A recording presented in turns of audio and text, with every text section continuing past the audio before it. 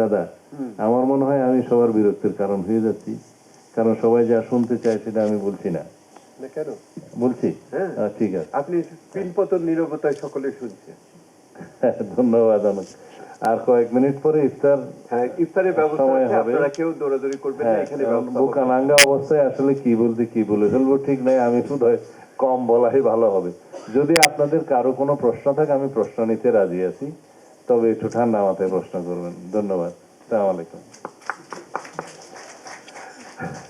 মাননীয় স্বরাষ্ট্রমন্ত্রী তিনটে বিষয় আপনাদের বলেছেন, আমি ওনার এই অত্যন্ত গভীর এবং প্রাঞ্জল বক্তব্য থেকে আমি তিনটি বিষয় নিয়ে যাচ্ছি। একটা হলো এই যে মানবাধিকার বিষয়ক যে কমিশনের যে অধ্যাদেশটি আছে সেটা ওনারা অগ্রাধিকারের ভিত্তিতে বিবেচনা করবেন, এইটা আমি এক নম্বর নিলাম।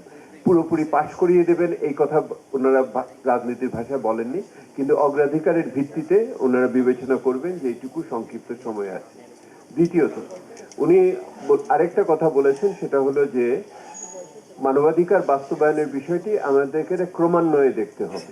এটা এক লাফে ওখানে পৌঁছানো যাবে না, এবং এটার থেকে আমাদের ক্রমান্বয়ে আগাতে হবে, এবং সেটা যৌথভাবে অগ্রগতির ব্যাপার আছে। আর একটা বিষয় উনি বলেছেন, সেটা হলো দেশের রাজনৈতিক সংস্কৃতির যে বাস্তবতা, সেইটার সাথে সামঞ্জস্য বিধান করে অন্যান্য যে সমস্ত সংসদ ইত্যাদির ঘটনা হচ্ছে তার সাথে বিবেচনায় রেখেও আমরা এটাকে দেখতে হবে।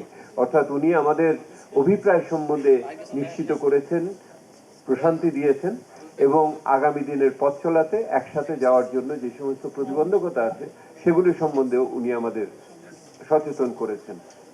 ঠিক হলো তো? আরেকটা বিষয় আমি ভুলে গেছি, যেটা হয় আর কি রোজাই ধরলে, এই যে ন্যাশনাল রিকনসিলিয়েশন কমিশনের কথা বলেছি, আমি বলেছি যে এই ব্যাপারে আমাদের এটা প্রতিশ্রুতি আছে, আমরা সেই বিষয়ে আইন প্রণয়ন করব। কমিশন কিভাবে কাজ করবে, টার্মস অফ রেফারেন্স কিভাবে হবে, কারণ লক্ষ লক্ষ মামলাবাজির মধ্য দিয়ে দেশে কোনো শান্তি স্থাপন করা যাবে না। সুতরাং এই কমিটমেন্টটা আমাদের কিন্তু 31 দফার মধ্যেই আছে, এমন না যে এটা আমরা 5ই আগস্টের পরে নিয়েছি। 31 দফা যখন আমরা প্রণয়ন করেছি তখন আমরা ধারণা করেছি এই ফেসিবাদের পতন হবে একদিন, হলে কি কি নৈরাজ্যের সৃষ্টি হতে পারে, কত হিংসা প্রতিহিংসার সিনারি দেখতে হতে পারে, তখনই আমরা চিন্তা করেছি।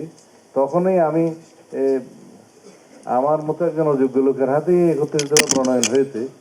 তা আমি তখনই চিন্তা করেছি আমাদের এই রিকনসিলিয়েশন কমিশনটা আমাদেরকে রাখতে হবে, এবং সেই সময় আমরা সাউথ আফ্রিকার উদাহরণটা মাথায় রেখেছিলাম। তাদের ওখানে ট্রুথ কমিশন হয়েছে, আমাদের এখানে হয়তো হাফ ট্রুথ কমিশন হবে বা ন্যাশনাল রিকনসিলিয়েশন হবে। এটা জাস্টিস কায়ানের উদ্দেশ্যে দিয়ে বলছি।